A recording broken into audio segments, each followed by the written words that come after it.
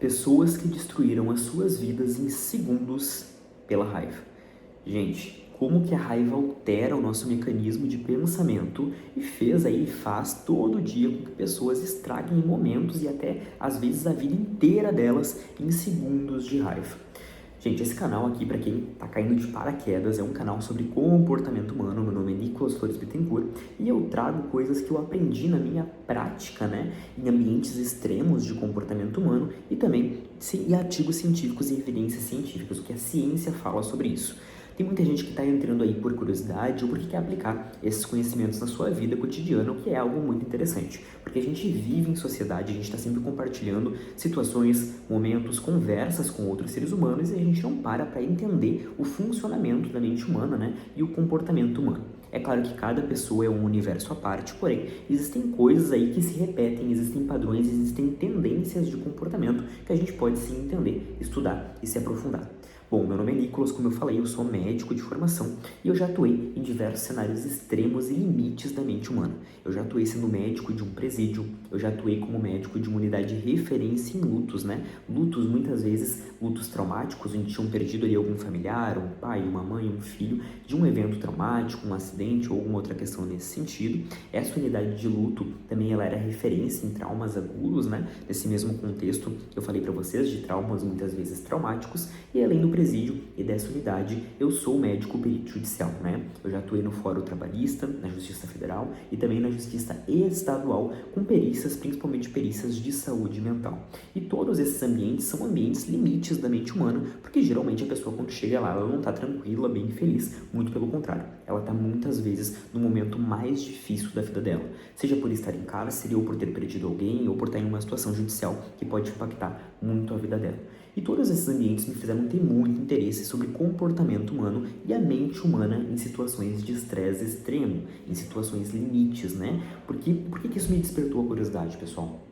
Porque na vida, né, na vida cotidiana de alguém que está bem, que está trabalhando, a gente veste, sim, muitas máscaras, né? Máscaras sociais, a gente veste o que a gente quer apresentar para o outro. Porém, quando a gente está numa situação limite, a gente mostra quem a gente é de verdade. É bem aquilo que falam muitas vezes, quem está doente, né, mostra a sua verdadeira face, quem está numa situação de estresse, quem está com raiva, mostra a sua verdadeira face, é exatamente isso. Em situações de estresse extremo, em situações intensas, como as que eu citei, a gente mostra quem a gente é, a gente mostra o nosso lado mais verdadeiro, ou sombrio, ou vulnerável. E aí mostra bem do comportamento raiz humano ali. E isso que eu gostei de estudar e me aprofundar, porque o que a gente aprende nessas situações a gente pode trazer para aplicar na nossa rotina e no nosso dia a dia. Gente, situações de raiva extrema modificam a maneira que a gente pensa e isso faz com que muitas pessoas percam muito da vida, né, por uma decisão mal pensada. Quando a gente está numa situação de muita raiva, a gente tem um pico de adrenalina. Esse pico de adrenalina, né, evolutivamente, ele serviu para diversas coisas, como, por exemplo, fazer com que a gente sobreviva. Por exemplo, a gente estava lá no meio do mato, né, no meio da selva, um animal ia nos atacar, o ser humano lá de trás. Tinha que ter um pico de adrenalina para nossa pupila dilatar e a gente entrar no modo defensivo, no modo sobrevivência, no modo lutar, correr, agir, né? Só que hoje em dia a gente não está mais no meio da selva de maneira geral, né, lutando com animais selvagens. Porém, esse mecanismo evolutivo ele continua presente aqui. E nesse pico de raiva, que pode ser por diferentes motivos, por limiares diferentes a depender da pessoa, a gente tem o pico de adrenalina e essa região da frente aqui do nosso cérebro, o córtex pré-frontal, é como se ele reduzisse a sua atividade mais racional e ligasse mecanismos mais defensivos do nosso cérebro. Mecanismos impulsivos, defensivos e de sobrevivência. E essa parte de racionalização, ela cai. E aí, comprovadamente, vou deixar alguns estudos aqui na legenda para vocês, pessoas que estão em momento de raiva, inclusive comparativamente com pessoas que estão com medo, né, que são sentimentos diferentes, a raiva e o medo, as pessoas com raiva, elas tendem a achar que estão mais no controle da situação do que elas realmente estão e tomam decisões mais impulsivas e mais incorretas, porque elas têm uma falsa sensação de que estão certas, né? É basicamente isso, você tem uma falsa sensação de certeza por um mecanismo evolutivo e isso faz muitas vezes que você brigue, lute, pegue uma guerra para você que não tem por que você pegar, que você não pegaria se não estivesse com toda essa alteração química, né, em um momento de raiva.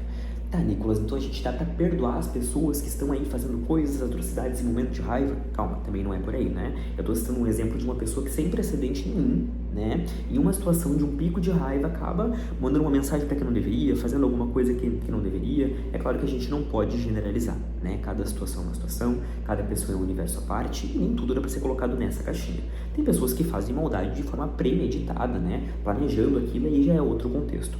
O foco aqui é explicar o que acontece no nosso cérebro no momento de raiva e o quanto a gente tende a ter decisões, né, e pensamentos convictos de certeza que não são reais. E aí entra a importância, trazendo para a nossa realidade prática, de pensar antes de agir, de não mandar aquela mensagem lá na hora da raiva para o seu ex, né? Então, coisinhas menores do dia a dia que a gente aprende em comportamentos extremos, gente. Qual é o foco desse perfil, pessoal? É eu trazer muitas das experiências que eu tive, né, o que eu aprendi, na verdade, nesses ambientes de presídio, nesses ambientes limites da mente humana, trazer também artigos científicos e a base científica para comportamento humano.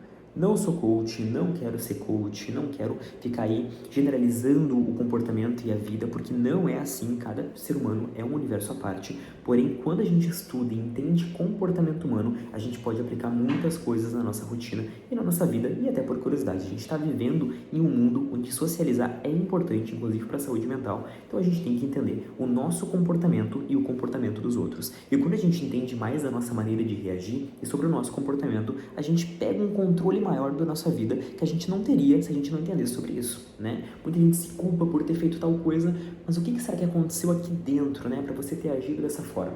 A gente tem que entender, e para a gente se entender, o primeiro passo é entender como que reativamente a gente reage, né? E é claro que isso varia conforme contexto, conforme criação, conforme vários aspectos, porém, o nosso cérebro, ele é um só, né? Ele varia conforme várias coisas, porém, evolutivamente, ele tem alguns padrões de reação que a gente tem que entender, e entendendo pode melhorar muito as nossas conquistas, a nossa vida e o que a gente pensa de nós e dos outros. Então, para quem quiser saber mais de comportamento humano e das minhas experiências, né, em relação a isso, já segue e vamos lá.